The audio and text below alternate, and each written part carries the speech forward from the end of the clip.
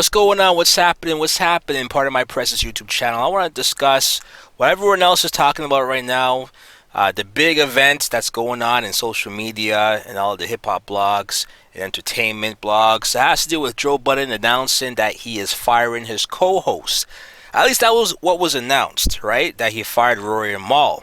But if you had a chance to listen to his most recent episode, episode 437, Joe Budden said, in his words, again, this was an episode that was put on, I guess, all digital providers for everyone to consume, but then he took it off and then he put it behind the paywall on Patreon to get, of course, people to come in and either subscribe and become a monthly subscriber on Patreon, or to hear about it secondhand or third hand from people like myself. Now, I was able to get it through bootleg means. Don't be mad at me, it's just what I do. But pretty much what Joe Budden said is that, Rory, you are fired, you breached your contract, and from here on out, you're no longer welcome. Now, he didn't say that about Mal. He was very clear when he spoke. So, first things first, he didn't fire Mal. Mal has an open door for him to return. And this is what I want to talk about when it comes to this whole situation, because it's very telling, especially when you go back and you listen to the two previous podcasts. The first, especially the one called Shaking the Tree, when they returned. It's kind of clear why it took so long for them to reappear on the show. It wasn't because they were working out their differences per se as far as getting on the right page. The reason why it took that long is because there was an audit going on, or not an audit, but there was an accounting that was going on, because Rory seemed to have the impression that something was going on with the books, and he wanted to get the details, the numbers. And as a result of asking for the numbers, because that's kind of a hostile question to ask, especially at this point in the Joe Budden podcast, right? They were on, they're doing it from episode 1, well, at least Joe was, and then Rory and Mal came in probably after episode 20, 21, they were added on, right? But back then, there was no money in podcasting. It was a new thing. People were just trying to build an audience. And then they became bigger and bigger, and they got a deal through Spotify. And that pretty much shook the whole stratosphere of podcasting, because then at that point, people realized, hey, this can be a lucrative business, because people love listening to audio episodes. Especially, and again, not just music 5 minutes, or nowadays where music is 2 minutes and 30 seconds, but they want to listen to a long audio experience that could hold their attention, that can entertain them, that could provide insightful information, that can educate them. So there was value in that. And once that deal came out there and people realized that this was a viable opportunity, a viable business solution, and from a financial standpoint, everybody and their mama wanted to have a podcast. And it worked for some, didn't work for others. A lot of people tried to cash in on their celebrity status, but it did it half-assed. They weren't always available. The one thing that you can realize from podcasting is that you have to be consistent, you have to be on time, and you have to stick to your program. And people need to find you exactly where you said that they would find you. And if you have that loyalty to your fan base, your audience will grow and grow and grow by word of mouth, so on and so forth. And you, at that point, can leverage that success. And that's what the Joe Budden podcast was able to do. Now, the thing about it is that throughout all of their ordeals, it was pretty clear that Rory and Mal are both on record saying this, that they didn't give a fuck about podcasting. They didn't really care about the business. They really made a point to say, hey, we're friends, we're hanging out, we're talking, we're having fun, we're vibing. They really made it a point to say they're not interested in the business dealings. They're not interested in fighting for points, for all of the corporate shenanigans that go on when you do the negotiations. they made it clear that they didn't want to be around for that. They weren't privy to that. They didn't want to know about that. All they want to know is, when do I show up? How much am I getting paid for showing up? And then I could go back home and then enjoy the rest of my life. That is a privilege. And that privilege was extended to them by Joe Budden, the man who's the star, the celebrity, the guy who brings in his fan base and builds off the cachet of his name.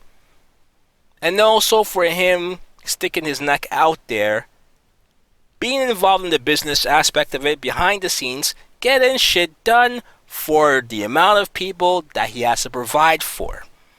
Okay? And Mal and Rory took that shit for granted. 'Cause just like Joe said, he gave them an opportunity to go ahead and build their own audience and get a podcast on the Joe Budden Network. What other place to go? Right? Especially when everything now, podcasts, no one's really getting paid like they say they are. It will be free. So why start your own podcast somewhere else and not get paid when you could have a podcast on the same network, and now you're building equity. Now you can actually say what numbers you bring in on your own. Then you have leverage.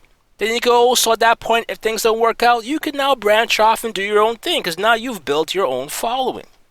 But neither of them wanted to do that.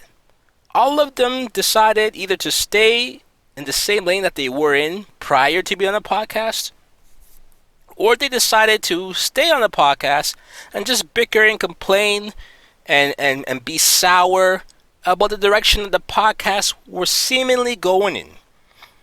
Okay, and this is why I want to address something. Because when the Spotify deal backfired, or when it came to an end and expired and they didn't re-up, a lot of people were looking at it as a failure. They were wishing on Joe Budden's downfall. Charlemagne the God was doing all kind of things behind the scenes to get Joe out of here and tarnish his name. And it didn't seem like Joe had many friends or many support to back him on these things. And throughout that whole ordeal, Joe said that there were some deals that he was working on that were now off the table. A lot of people kind of wrote him off. And it really felt like Mal and Rory also wrote him off, because there was times in the episodes leading up to the last episode on Spotify where it seemed like they were perplexed as to what actually happened with the deal. And with all of the rumors and innuendo that was going on that Joe refused $250 million deal, whatever amount, it was an astronomical amount, but they put it out there to make it seem like Joe Budden is just a guy who sabotages everything. Right? So after seeing all that, I'm pretty sure they felt, yo, like, what's going on? Where's this podcast going? I thought it was supposed to be going up, forward, bigger and better. Right? Because Spotify has the prestige. From going from Spotify to now going back to just YouTube and everywhere else not being exclusive, it almost seemed like to them that the prestige is gone. The allure is gone. The quote-unquote vibe, the vibes are gone.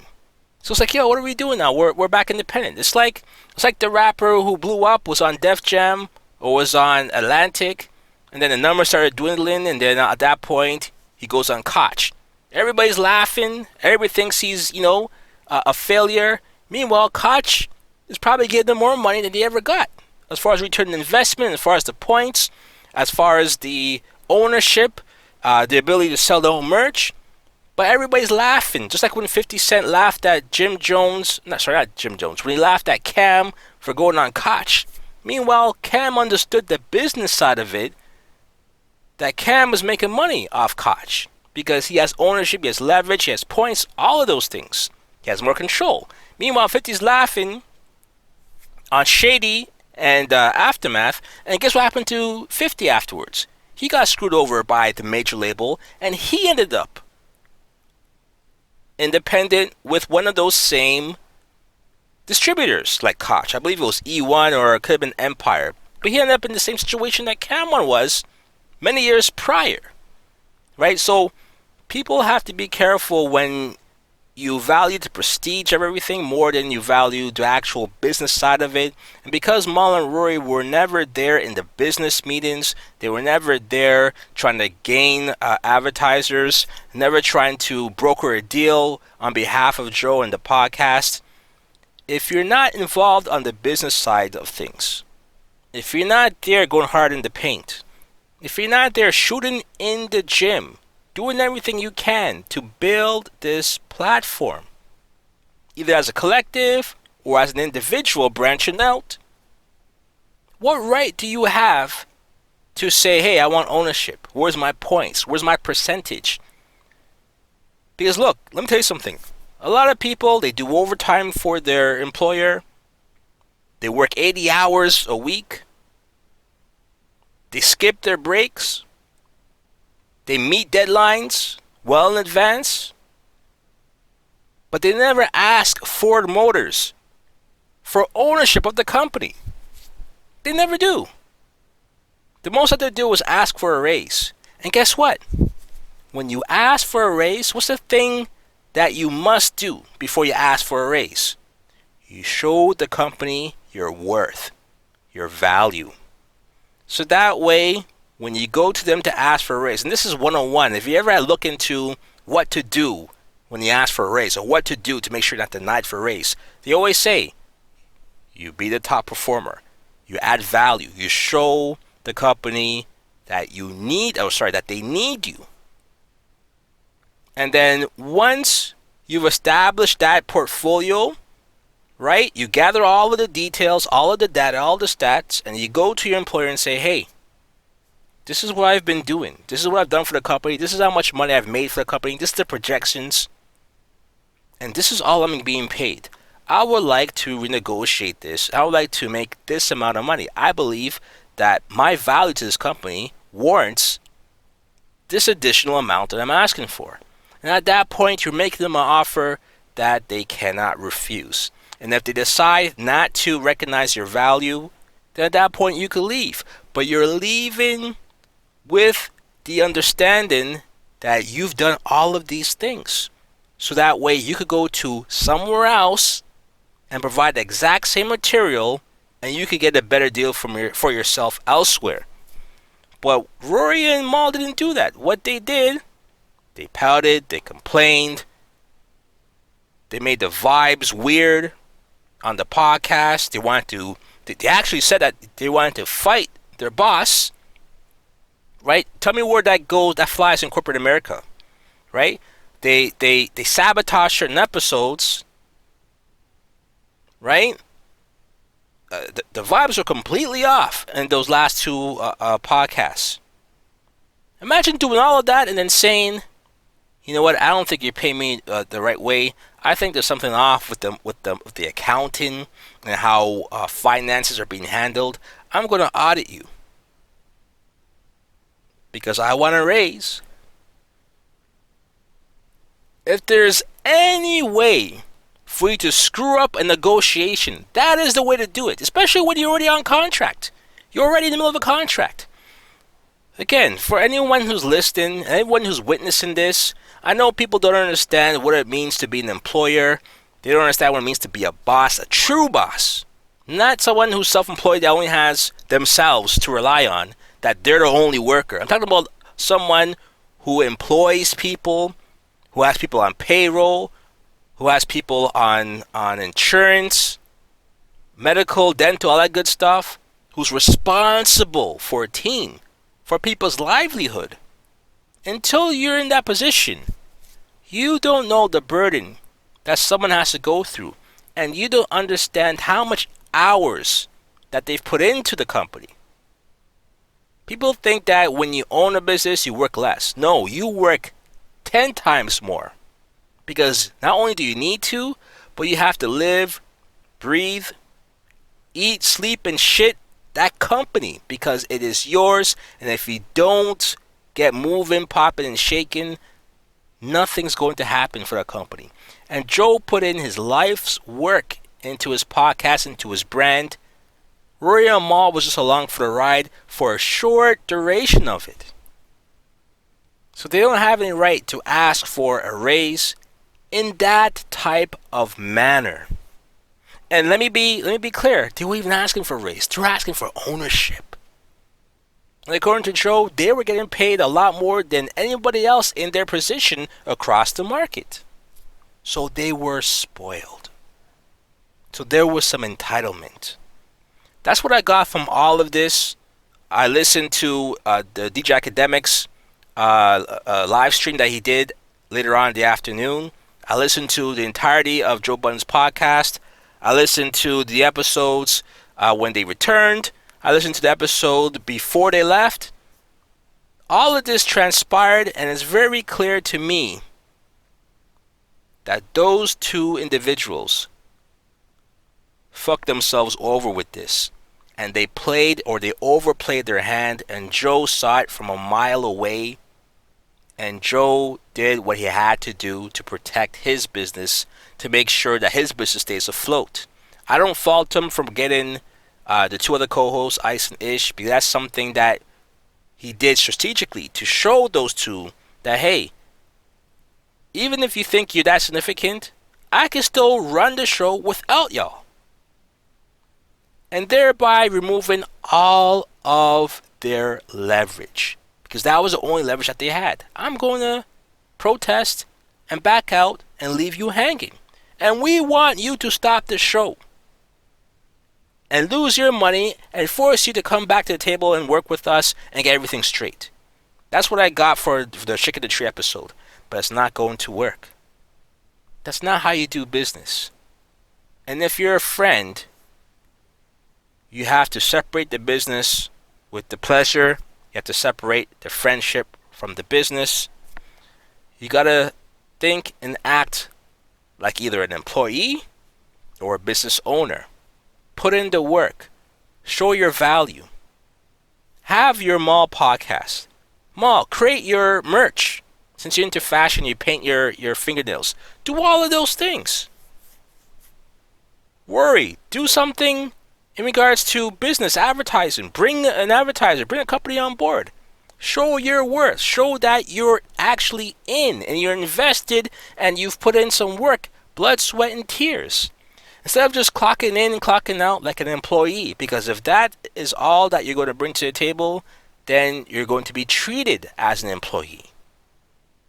And what do bosses do with disgruntled, toxic, bad for the office environment employees? They fire them. So that's my take on the whole Joe Budden, Rory and Mal situation. I don't think Joe's wrong at all. I think he did the right thing. I think it was really overdue when you look at how everything transpired. And going back and listening to that Shaking the Tree episode, and when Joe let Rory and Mal talk for a long period of time, you could pretty much see, when you go back and listen to that again, I think you should, you could pretty much see that those two guys didn't get it at all.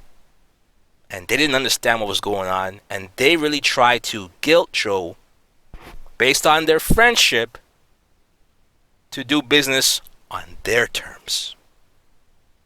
And that's not how you negotiate at all.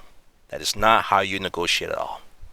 That's my 2 cents, my 3 cents, my 4 cents, all 5 cents on the situation.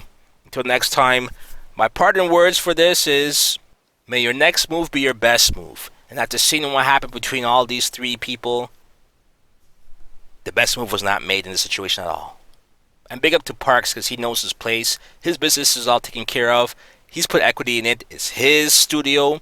He is the engineer. He runs all of the electronics and the cabling on all of the shows. So he has leverage. And this is what those two hosts didn't understand. Those two former hosts. Or one former host. Hopefully Mal comes to his senses and he comes back. But it is what it is. Till next time. Pardon My Presence YouTube channel. Peace.